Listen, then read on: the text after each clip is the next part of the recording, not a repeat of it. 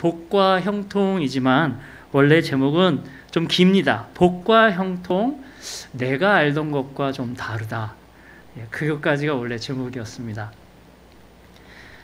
시편 1편 이렇게 시작합니다. 복 있는 사람은, 그러니까 우리가 흔히 아는 복과 오늘 시편이, 우리 특별히 하나님 말씀이 이 시가운데에서 뭐라고 말씀하시는지를 이제부터 살펴보기를 원하는데요. 시편 1편과 2편은 시편 전체의 서론이라고 합니다. 시편은 전체가 1편부터 150편까지 있고요. 권수로는 5권이라고 이야기하고 있습니다. 그러면 시편 1편과 2편은 시편 전체의 서론도 되는데요.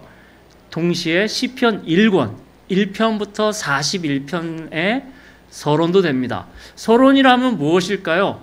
그 이야기를 통해서 이제부터 이 하나로도 완벽하지만 뭔가 하나님께서 여기서 우리에게 말씀을 해주시고 이 하나님께서 알려준 이야기가 점차 구체화되고 더 또렷해지고 때로는 우리 상상 이상의 것을 시편 속에서 발견하게 되어집니다. 오늘 그 첫 번째 발걸음으로 시편 1편 말씀 시작해 올리도록 하겠습니다. 복 있는 사람은, 자, 그러면서 복 있는 사람하고 짜자자 나오는 게 아니라 뭘 하지 말라고부터 시작을 합니다. 같이 1절을 같이 한번 읽어보실까요? 복 있는 사람은 악인들의 꾀를 따르지 아니하며 죄인들의 길에 서지 아니하며 오만한 자들의 자리에 앉지 아니하고, 세 가지 동작이 나옵니다. 아주 쉽게 이야기하면 걷는 동작이 나옵니다. 그리고 두 번째가 서는 동작이 나오고요. 세 번째는 앉는 이야기가 나오죠. 걷는다, 서다, 앉다. 그리고 그 주체되는 이야기들이 나오는데 악인들의 꾀, 죄인들의 길, 오만한 자의 자리에 따라가지 않는다, 걷지 않는다, 서지 않는다, 앉지 않는다.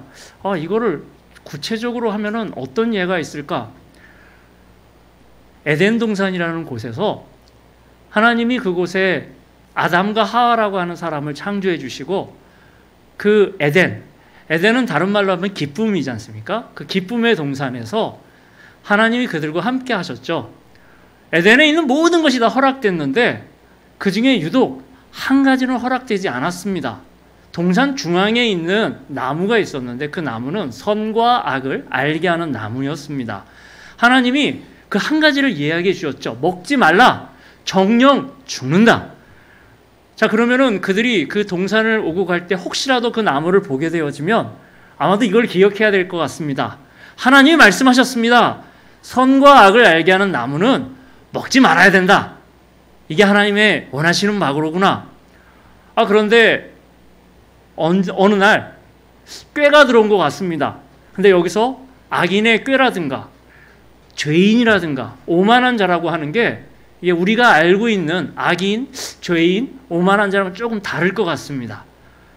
우리가 알고 있는 악인은 그냥 뭐 드라마나 영화에 나오는 악당 이렇게 되어지지만 그런 것보다 우리는 이 시간부터는 하나님과의 관계, 우리 하나님과의 사랑의 관계에서 이게 깨어지는 것을 죄라고 한다면 그 첫 들어온 생각을, 그 생각을 가진 자를 악인이라고 한번 해보겠습니다. 그 나무에 관심이 갖기 시작했어요. 근데 그 관심이 그냥 단순한 호기심이 아니라 이상하게 생긴 게 와가지고서는 하나님처럼 될 거야 라고 하는 이상한 생각을 집어넣은 다음부터 그 생각 때문인지 그곳으로 걸어갑니다. 그리고 그 나무 앞에 섭니다. 행동을 하기 시작하죠. 그 생각이 드디어. 그리고 그것을 먹습니다. 하나님은 하지 말아라. 정령 죽는다라고 하는 그것에 그는 그러한 생각을 했고 그 앞에 갔고 그걸 먹었고 그 다음에 창세기의 이야기는 거기서 좀 더 나아가죠. 그들은 그 기쁨의 동산, 에덴 동산에서 쫓겨납니다. 앉다라고 하는 그 동산은, 앉다라고 하는 이 이야기는 그냥 단순하게 앉는 이야기도 되지만 산다, 거주한다라고도 이해가 되어집니다. 밖에 나가서 살게 되었어요. 쫓겨나서 살게 되었습니다. 악인들의 꾀를 따랐고 죄인들의 길에 서버렸고 오만한 자는 하나님의 지혜, 지혜로운 자의 반대말입니다. 그러니까 앞으로 행여라도 언제나 다 같은 건 아니지만 성경에 혹시 오만한 자라고 하는 표현이 나오면 우리가 알고 있듯이 그냥 목을 뻣뻣해가지고 뭐 이런 사람도 맞겠지만 혹시 이 사람은 하나님의 지혜, 하나님의 말씀을 우습게 여기는 자가 아닐까? 근데 그걸 단 한 1회 정도가 아니라 거주한다니까 아예 그것을 무시하면서 사는 사람. 그러면서도 잘 산다고 생각하는 그러니. 근데 하나님이 복 있는 사람은 악인들의 꾀를 따르지 않는다. 죄인들의 길에 서지 않는다. 오만한 자의 자리에 앉지 않는다가 복 있는 사람의 서두입니다. 아담과 하와는 가인과 아벨을 혹시 기억하십니까? 특별히 가인은 자신의 동생과 같이 제사를 드렸는데 아벨의 제사는 하나님께서 연락하셨지만 자신이 드린 제사는 하나님이 뭔가 반응이 없으세요. 왜 그랬지라고 거기서 넘어가서 좀 더 하나님 왜 제 제사는 받지 않으셨어요? 뭐 이렇게 나갔으면 좋으련만 상황이 굉장히 심각한 상황으로 가죠. 생각이 들어왔습니다. 악인들의 꽤 정도가 아니라 동생을 죽일 생각이 들어왔습니다. 하나님께서 경고하시죠. 죄가 지금 네 문 앞에 엎드려져 있는, 마치 죄가 인격체가 되어서 가인을 이제 집어삼킬 준비를 하고 있습니다. 동생과 함께 나아가서 그가 그 행동을 하였습니다. 동생을 죽였어요.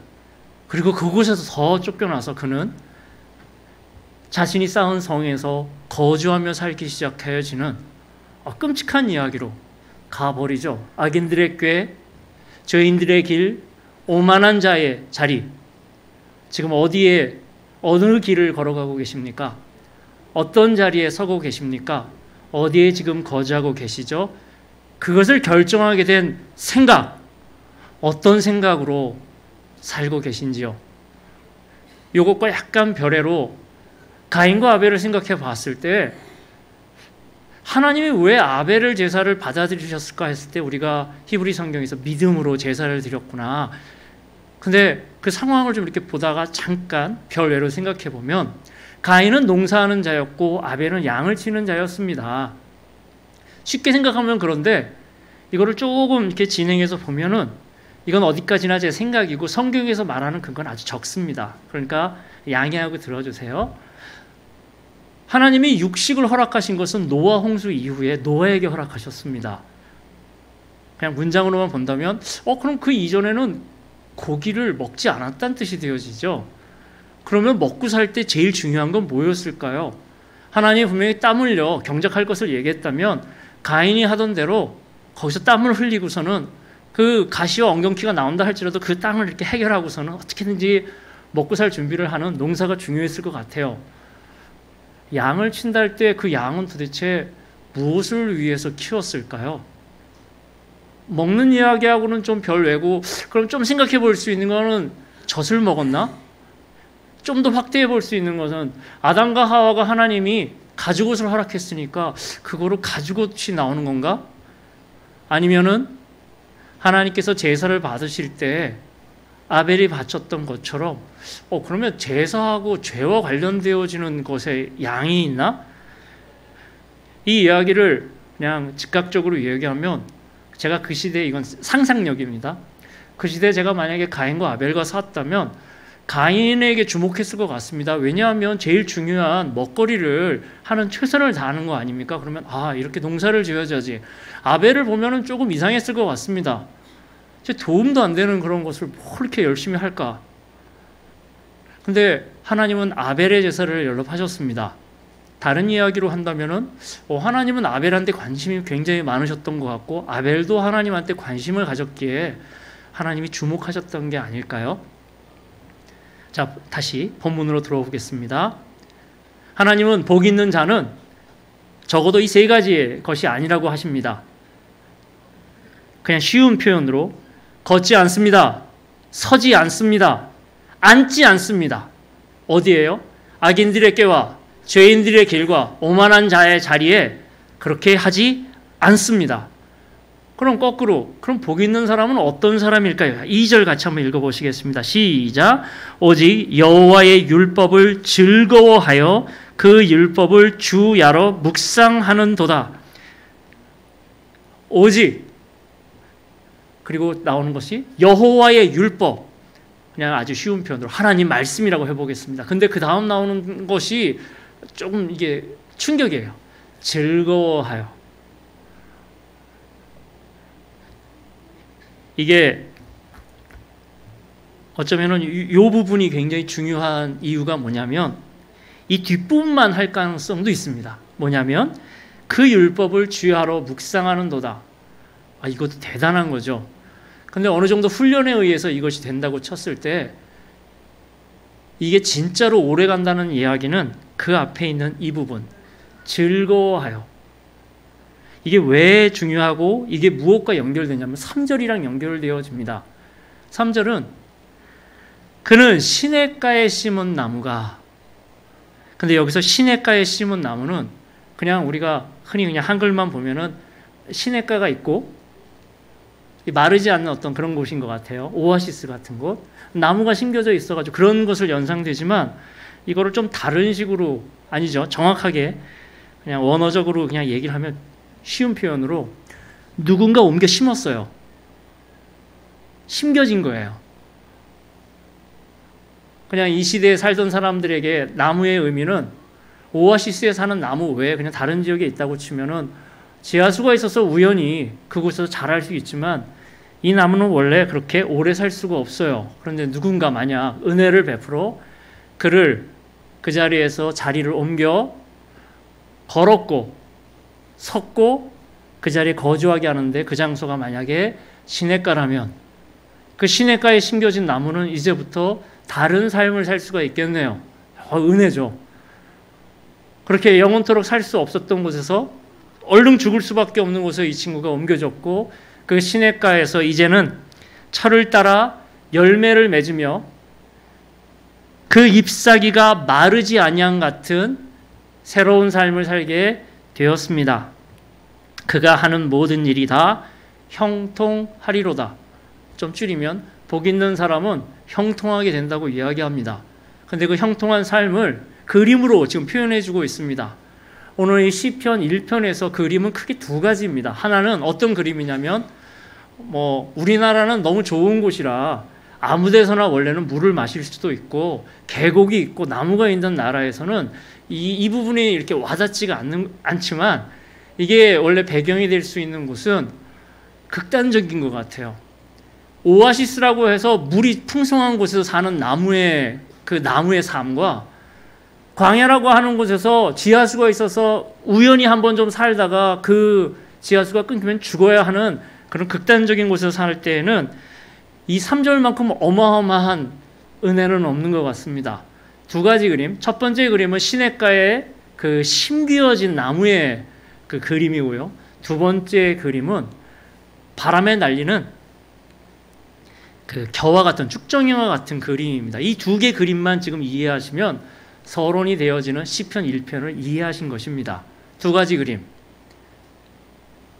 이걸 좀 더 약간 깊게 넘어가 보겠습니다. 그럼 이게 도대체 뭔 소리냐? 시냇가에 심겼다. 풍성하다.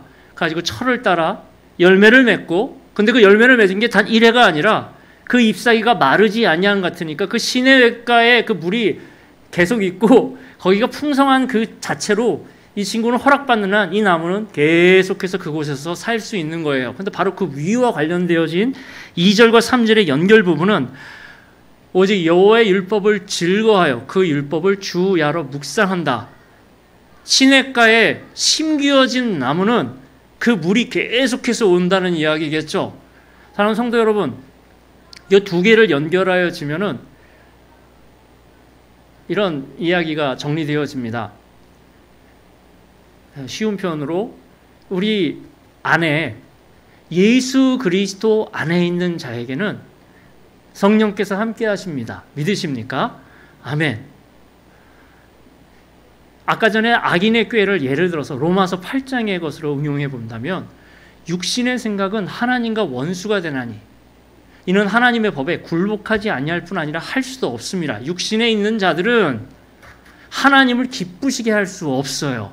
근데 만약 너희 속에 하나님의 영이 거하시면 너희가 육신에 있지 아니하고 영에 있나니 누구든지 그리스도의 영이 없으면 그리스도의 사람이 아니죠. 거꾸로 얘기한다면 이 자리에 예수 안에 계신 여러분 안에는 성령께서 계시고 이 자리에 생명력이 계신 하나님의 능력이 임하실 줄 믿습니다. 아멘. 자, 그럼 그 사람에게 하나님의 생명력이 있다는 이야기는 일단 생명수가 있는 예수 그리스도 안에 오늘 요 시편의 표현으로 의하면 시냇가에 심겨졌죠. 그러면 이제 소위 얘기해서 양분이 되어질 수 있는 하나님의 은혜의 말씀들이 막 온다는 이야기도 되겠습니다. 자, 그러면은 이 물은 어쩌다가 가끔씩 오는 것인가요? 아니면 항구적으로 계속 온다는 뜻일까요? 항구적으로 계속 온다는 이야기가 되겠죠. 여기에 능력의 비밀이 있고 시편 1편부터 시작해서 계속 나아갈 때 시편의 이야기는 시이지만 이제 여기 이 시에 등장하고 그 시를 쓰셨던 분들이 겪었던 경험들은 때로는 우리 상상을 초월합니다. 뭐 예를 들어서 고난을 겪었어요를 시로 표현했는데 이제 예를 들면 전쟁터의 상황처럼 표현하기도 하고 때로는 큰 어려움의 상황 속인데 오늘 하나님을 가까이 하는 게 그 복이라고 예를 든다면은 그 시인은 이렇게도 이야기를 해요. 짐승들이 와가지고 자기를 뜯어요. 팔이 잘려고 다리가 잘립니다. 근데 그 속에서 하나님을 찾아요. 그러니까 너가 어느 정도까지 하나님을 찾는 걸 복이라고 생각하니라고 했을 때 그 시는 그런 식으로까지 이야기를 하고 그가 느껴지는 그 속에서의 와, 이곳에서 나는 어떤 신앙을 지켜야 할까? 하나님을 가까이 하는 게 과연 무엇인가를 시편은 그냥 단순하게 이게 좋은 것이다라고 얘기하지 않고 아주 구체적으로 이야기합니다. 오늘 그러면 그 근원이 되어질 수 있는 시냇가에 심겨진 나무의 기초는 하나님의 영이 임한 하나님의 사람들이 시냇물이 쫙 흘러서 우리에게를 양분을 공급한다고 이야기할 때 말씀이 계속해서 공급되어진다는 이야기랑 연결되어지죠. 그게 쉬운 일일까요? 근데 이걸 만약에 그냥 억지로 훈련으로 이렇게 한다고 이야기하면은 좀 그럴 것 같은데 시편 1편 2절은 굉장히 중요한 포인트를 먼저 얘기해주고 있습니다. 오직 여호와의 율법을 즐거워하여. 에덴이 기쁨이라고 말씀드렸습니다. 성도 여러분, 무엇에 기쁘십니까? 그 기쁨이 하나님이시고 하나님의 말씀이 되신 줄 믿습니다. 근데 만약 그게 다른 것이라고 치면은 우리의 생각이 조금 이탈되기 시작한 거예요. 악인들의 꾀와 죄인들의 길과 오만한 자의 자리가 계속해서 우리를 지금 다른 식으로 꺾을 수 있는 그 시작은 바로 우리 안에 생각과 마음 가운데 있습니다. 즐거워하여 그 율법을 주야로 묵상. 여기서의 묵상은 이제 여러분 주보 뒷면에 있는 그 단어와 연결되어집니다. 하가 지금 읊조리고 이렇게 하는 것. 그 왜 그렇게 읊조리고 반복해 한다는 것일까요? 즐겁고 기쁘기 때문에. 그 말씀을 가까이 한다. 지금 여기서 등장하는 게 그 말씀을 계속해서 읊조리고 암송하고 가까이 하고 하나님과 대화 속에서 이 교회는 이 부분이 익숙하시죠. 하브루타. 하나님의 말씀에 대해서 하나님 이 말씀은 무엇입니까? 하나님은 이렇게 응답하시고 그리고 이 이야기는 그냥 생각으로 끝나는 것이 아니라 그 사람의 삶으로 들어가기 시작합니다. 그게 3절이었습니다. 시냇가에 심은 나무가 철을 따라 열매를 맺습니다. 아까 전에 악인들의 꾀가 그냥 거기서 멈추는 것이 아니라 죄인의 길에 서죠. 그리고 오만한 자의 자리에 거주하기 시작한다는 얘기는 삶을 얘기하고 있습니다. 하나님의 말씀이 그냥 계속해서 들어와서 암송하고서는 하나님의 말씀은 이겁니다. 아멘. 이 정도로 마치는 것이 아니라 시편은 철저하게 삶 속에서 증명되어지는 것으로 나아갑니다. 그렇게 살지 않으면 그것이 아니라고 이야기를 하고 있고 오늘 그 부분이 열매를 맺으며 그 잎사귀가 마르지 아니한 같으니 그가 하는 모든 일이 다 형통하리로다. 형통으로 흔히 알고 있는 이 형통. 근데 이 단어가 우리에게는 제 자신에게는 예전에 다르게 와닿다가 요셉이라고 하는 성경 속의 인물 때문에 저도 이제 교정됐죠. 노예로 팔리고 감옥에 갇혔는데 하나님이 그와 함께 하시고 그를 형통케 하셨다고 나옵니다. 그러니까 이 형통이라는 단어는 내가 알고 있는 형통이 아니라 하나님 말씀대로 그대로 이루어진 것을 형통이라고 이야기를 합니다. 그럼 복 있는 사람은 다른 이야기를 하는 게 아니라 하나님 말씀이 계속해서 흐르는 사람이로구나. 복 있는 사람은 그 흐르는 말씀 때문에 그렇게 사는 사람이로구나. 복 있는 사람은 그 말씀이 흘러 그렇게 살다가 하나님이 원하시는 말씀대로 그 삶을 사는 사람을 복 있는 사람이라고 이야기를 하는 거로구나. 그러면은 이제 그림 하나가 보이다가 그럼 다음 그림인 바람에 날른 쭉정이 겨와 같은 그런 사람은 말 그대로 바람에 날립니다. 바람에 날리는 그 그림은 이제 구약 성경의 농경 사회니까요. 이제 가나안 땅에 들어가서 농경을 한 다음에 그들이 흔히 쓰는 타작 마당에서 이루어지는 그림입니다. 우리나라랑 다르게 이스라엘은 타작 마당이라고 얘기해서 타작할 때라고 하는 그 부분의 중간 과정에 이제 뭐 벽가리 같은 이런 것들을 탈곡기에 탈거하는 것이 아니라 일단 바람이 아주 좀 세게 부는 동산 같은 곳, 산 중턱 같은 곳에다가 낮은 담이 이렇게 있고 소위 얘기해서 바람골에다가 이렇게 벽을 만든 다음에 그것들을 일단 바닥에다가 일단 놓습니다. 그리고선 소를 끌고 와가지고서는 소 뒤에다가 날카로운 이런 칼날 같은 것이 있는 것을 가지고서는 일단 그 땅에 있는 벽가리의 위를 계속 다녀요. 일단 다녀요. 아주 많이. 그리고서는 가요. 내려갑니다. 아니 이게 무슨 일일까요? 그러면 조만간 바람이 불겠죠. 바람이 불면 어떤 일이 벌어지냐면은 무게가 있는 녀석은 그 자리에 그대로 있겠지만 가벼운 녀석은 바람이 불기 때문에 그 벽 옆으로 다 붙습니다. 조금이라도 이게 바람골에서 청소해 보신 분은 어떻게 청소하면 되냐면 며칠 지나면 그 벽에 붙어 있는 녀석만 싹 긁어다가 놓으면 얘는 가벼운 얘는 알곡이 아니에요. 그럼 알곡은 어디 있을까요? 무거우니까 그 자리에 있습니다. 그러니까 알곡은 이렇게 모아다가 곳간에 들이고 나머지 그 벽에 붙어 있는 무게감 없는 녀석들은 싹 긁어다가 해놓습니다. 결실한 사람, 시냇가에 심어서 철을 따라서 열매를 맺은 그런 사람들이라면 무게감이 있기 때문에 그 자리에 있겠지만 그렇지 않은 경우라면 무게감이 없어서 싹 다 바람에 날리는 겨와 같습니다. 그들은 어떤 사람이요? 악인들의 꾀를 따르고 죄인들의 길에 서고 오만한 자리에 앉았던 그 사람들. 근데 오만한 자의 자리에 앉은 사람들은 시편 2편에서 보겠지만 이런 경우하고 얘기합니다. 오만한 자를 아까 제가 하나님의 지혜와 관련 없는 지혜로운 자의 반대말이라고 말씀드렸다면 이런 거겠죠. 하나님의 말씀, 하나님의 지혜를 우습게 여겨요. 그리고 자기가 옳다고 이야기를 합니다. 그리고 놀라운 것은 세상에서 그런 사람들에 대해서 오히려 존경을 하거나 가치 있다라고 얘기할 경우가 많아요. 근데 시편 서론에서 이렇게 얘기하는 것입니다. 아니, 걔네들은 가벼워. 그래서 바람에 날리는 겨와 같아. 때문에 5절 보시면은 악인들은 심판을 견디지 못하며 죄인들이 의인들의 모임에 들지 못하리로다. 왜요? 가볍거든요. 알곡이 아니기 때문에 곳간에 들이지 못합니다. 조만간 들여다가 주인이 해결하는 그곳으로 갑니다. 사랑하는 성도 여러분, 6절 말씀 같이 한번 읽으시겠습니다.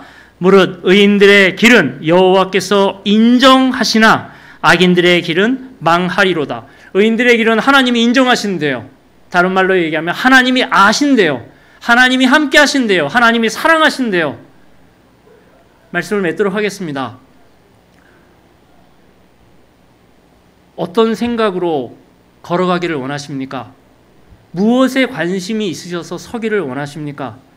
그리고 그것이 옳다라고 생각하면서 거주한다고 이야기할 때 오늘 시편 1편은 하나님의 말씀으로 우리 하나님과 함께 그곳에 거주하시기를 원합니다. 그곳에 거주하는 방법으로 오늘 서론은 그곳에 특별히 여러분의 심령 가운데 하나님의 말씀이 끊임없이 흐르며 그 말씀으로 결단하고 그 말씀으로 살아갈 수 있고 혼자는 힘들어요. 그래서 가족을 주셨고 이런 교회 공동체를 주셨습니다. 우리는 그래서 서로에게 하나님의 말씀이 흐를 수 있도록 그리고 서로가 같이 손을 잡고 예수 안에서 성령 안에서 우리 하나님 말씀에 순종합시다. 하나님이 원하시는 그곳에 서시는 의인들의 길은 여호와께서 인정하시나 악인들의 길은 망하리로다. 진실로 오늘 결단하시고 주님이 인정하시는 바로 그곳에 거주하시는 시냇가에 심은 나무가 되어주시는 귀한 성도님 되시기를 주님의 이름으로 축복합니다. 아멘. 우리 같이 함께 오늘